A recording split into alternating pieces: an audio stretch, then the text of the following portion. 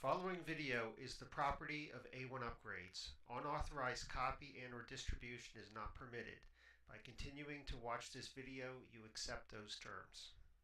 This video is the fifth in a set regarding the CMS changes started in 2017, referred to as Macra using the MIPS model.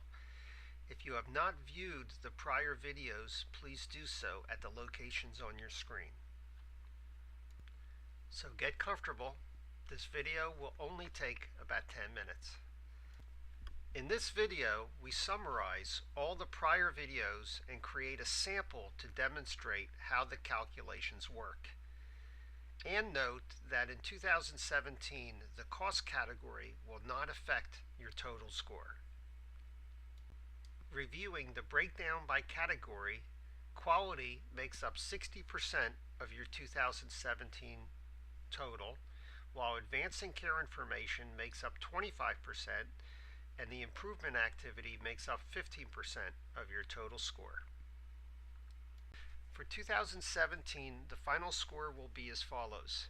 If you make no effort, you will receive a 4% negative payment adjustment for 2019 services.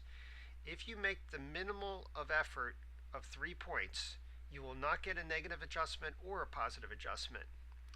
If you make an average effort of most providers with CMS, you will receive a positive adjustment.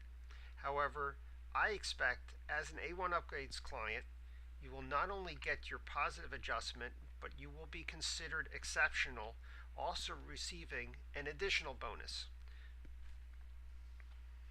For the first few years of this new CMS program, monies have been set aside for exceptional performances, and this is not shared or associated in any way with the advance payment model.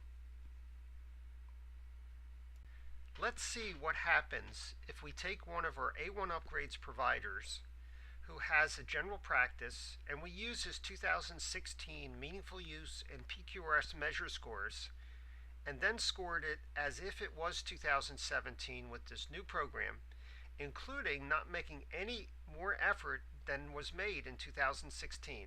Let's see how that works. Starting with advanced care, formerly known as meaningful use, remember it's broken down into 3 sections: a base score, a performance score, and a possible bonus score. Remember from our prior video, the base score is simply recording one numerator for each of the requirements, which would receive a 50% of the total ACI score.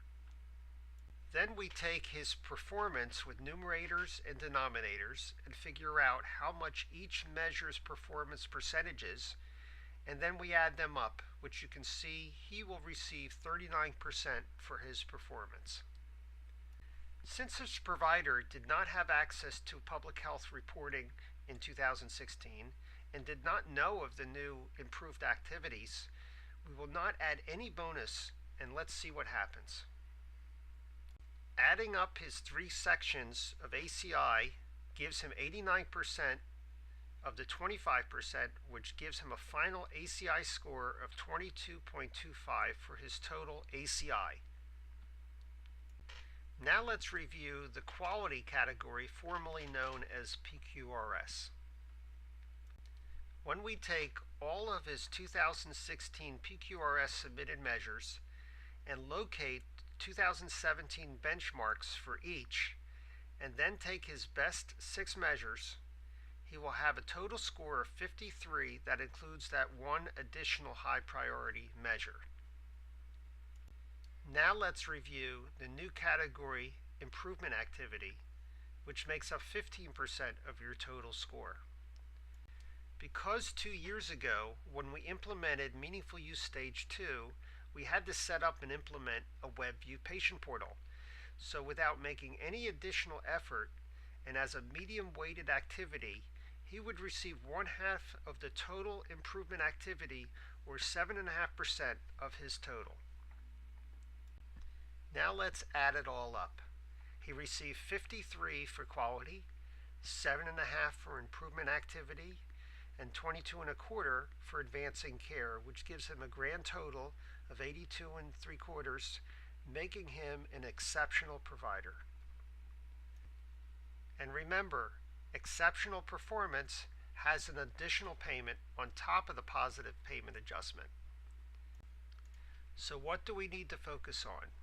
For quality, we need to make sure every medication for every patient is recorded, including clicking the on no meds if they are on no medication. Make sure every patient that has chronic conditions like diabetes and hypertension are recorded within the health maintenance protocols so that things pop up for you when things should apply. Continue recording when your patients have had their influenza or pneumonia vaccines, including if you're getting notifications from pharmacies, and asking patients if they've had their shots. If you have specialties like podiatry, make sure you record all your diabetic foot exams. And don't stop doing anything we've put in place in the past until we know that those measures are not needed anymore.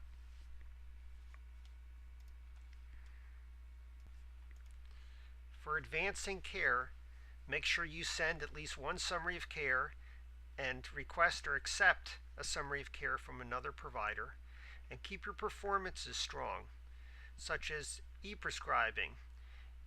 Create patient web view logins for every patient, your patient education. Make sure your medications are reconciled with every patient.